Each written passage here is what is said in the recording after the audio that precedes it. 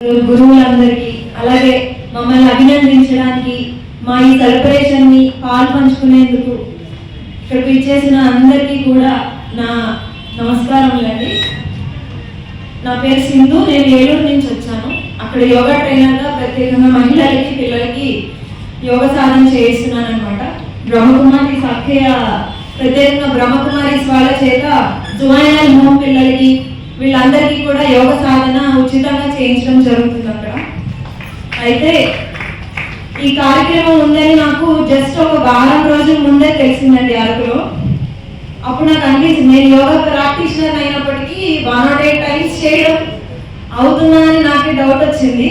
But just వారం రోజుల్లో రోజుకి 12 సార్లు 12, 24 అలాగా ట్రై చేస్తూ లాస్ట్ 2 days గ్యాప్ ఇచ్చి అలా సాధన కంప్లీట్ చేయడం జరిగింది.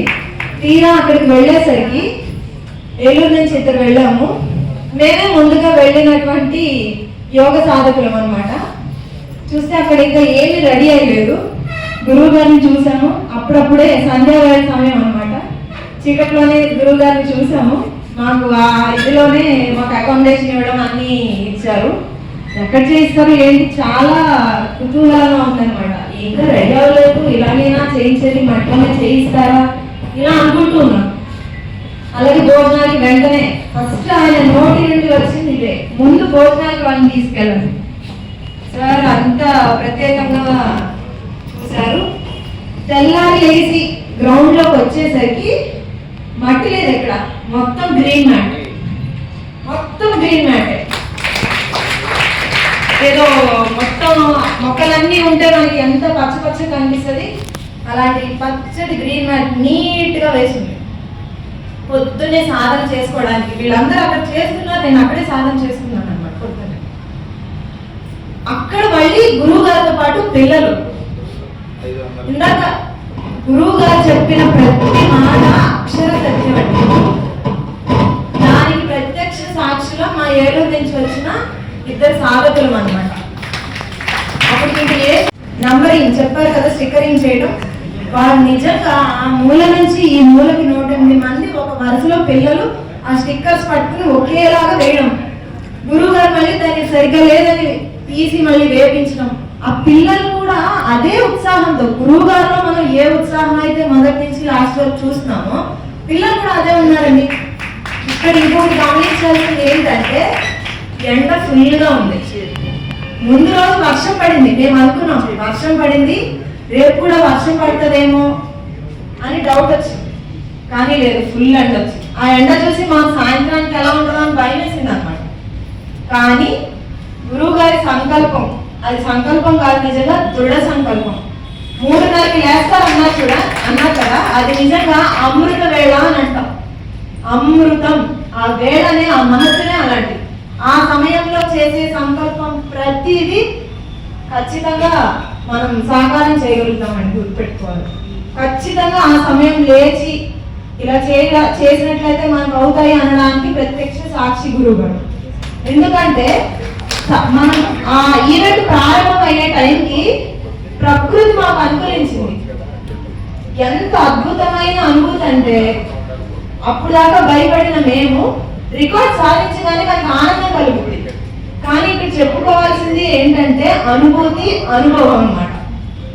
చేయడానికి ముందు, చేస్తున్నప్పుడు, పూర్తి చేయగానే ఆ వచ్చిన అనుభూతి అండి నిజంగా అద్భుతం. అది అసలు వర్ణనాతీతం అన్నమాట.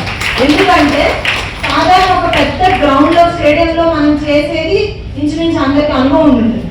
కానీ చుట్టూ కొండలు, ఓపెన్, అంతా కూడా ఓపెన్. గురువు గారు అదొక ఎనర్జెటిక్ స్టార్ట్ అన్నమాట. రామరామ అనే పాట అందరికీ తెలిసిన పాటే. తర్వాత సూర్య నమస్కారాలు ఎట్టకెళ్ళి మొదలయ్యాయి. మొదలవడంతోనే ఒకలాంటి యాంగ్జైటీ అన్నమాట. పిల్లలు చాలా యాక్టివ్ గా చేసేస్తున్నారు. నిజంగా పిల్లలు అందరూ ఒక్కళ్ళు కూడా యూనిఫామ్ మిస్ చేయలేదండి.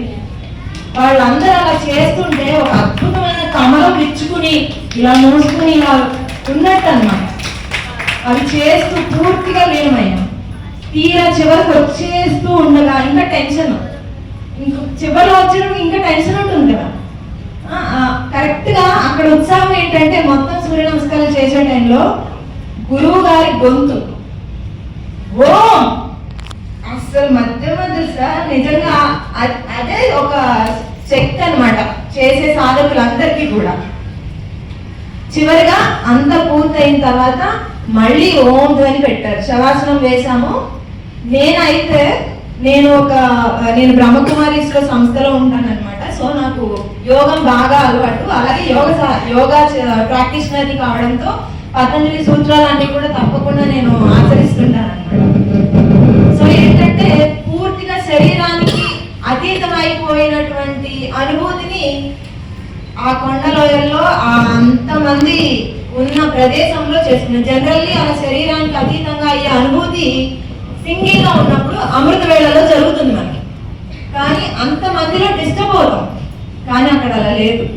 ఆ వైబ్రేషన్ అదొక ఏమంటారు, థియేటర్లో కూర్చున్నప్పుడు మనకి గుండెలో సౌండ్ వస్తుంది, మైనస్ అలాంటి వైబ్రేషన్ అన్నమాట, గూస్ బంప్స్ వచ్చాయి. నేనైతే మైమర్చిపోయాను, ఆ పక్కన ఉన్న వాళ్ళు లేపారు. అంత మంచి అనుకుంటా అనమాట.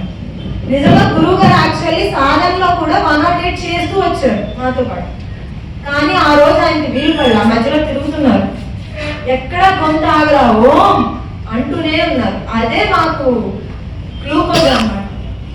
నిజంగా ఆయన చెప్పినటువంటి ప్రాబ్లమ్స్ ఏవైతే ఉన్నారో అక్షరాల నిజమండి, నేను విన్నాను. పొద్దునే వెళ్ళి నేను చూడటంతో చాలా మంది ఆయనతో కోఆపరేట్ చేస్తున్న వాళ్ళు కూడా రకరకాలుగా మాట్లాడుకుంటూ నేను విన్నాను.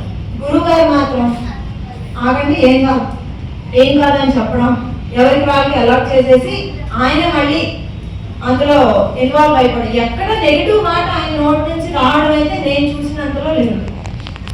అంతేకాదు గ్రూప్స్ లో ఫస్ట్ గిన్నిస్ వరల్డ్ రికార్డ్ అని అనౌన్స్ చేయడం జరిగింది, కానీ ఒక్కసారిగా అది క్యాన్సిల్ అయింది అని చెప్పారు కదా, అది నిజమండి. అక్కడ చెప్పుకోవాల్సిన వ్యక్తి ఎవరంటే మీనాక్షి గారు. చాలా ఫేస్ చేశారు, ఇదేంటంటే గిన్నిస్ రికార్డ్ అని చెప్పి ఒక్కసారిగా మార్చేశారు, మేము ఎంతో ఆశగా ఉన్నాము, ఇలా చేస్తే మేము ఎంత డిసప్పాయింట్ అవుతాము, చాలా ప్లాన్స్ తో ఉంటాం కదా అని చాలా నెగిటివ్ మాటలు మాట్లాడే వాళ్ళు ఉన్నారు గ్రూప్ లో. అవి చూస్తే నిజంగా గ్రూప్ వెంటనే క్యాన్సిల్ చేసేయాలి అని అనిపిస్తుంది అన్నమాట. బట్ అన్నింటినీ కూడా చాలా తట్టుకుని ముందుకు నడిపించారు. అంత నెగిటివ్ లో కూడా యోగ సాధకులు చాలా మంది చాలా పాజిటివ్ గా స్థిమితంగా ఉండండి, మన యోగ సాధకులం, మనం స్థిమితంగా లేకుంటే ఏది ఎవరు ఉండలేరు అని చెప్పే వాళ్ళు ఉన్నారు. అలాగే నిర్విఘ్నంగా ముందుకు వెళ్ళింది, అద్భుతంగా జరిగిందండి. కలెక్టర్ గారికి కూడా వారు ఇక్కడ లేకపోయినా వారిని కూడా తలుచుకోక తప్పదు. ఆయన నిజంగా ఇద్దరి కోఆర్డినేషన్ అనేది అద్భుతం అండి. నిజంగా చాలా చాలా ధన్యవాదాలు గురువు గారు. ఇప్పుడు రాబోయే నెక్స్ట్ మోడీ గారు ఏదైతే చెప్పారో వైజాగ్ లో జరగబోతున్నటువంటి ఆ ఈవెంట్ 50,000 మంది ఇంకా ఎక్కువ మందితో జరగాలని అనుకుంటున్నారు కదా, తప్పకుండా మనము మన కుటుంబ సభ్యుల్ని కూడా అందులో ఇంక్లూడ్ చేసి దాన్ని విజయోత్సవంతో తిరిగి మనకు రావాలి అని మనస్ఫూర్తిగా కోరుకుంటున్నాను.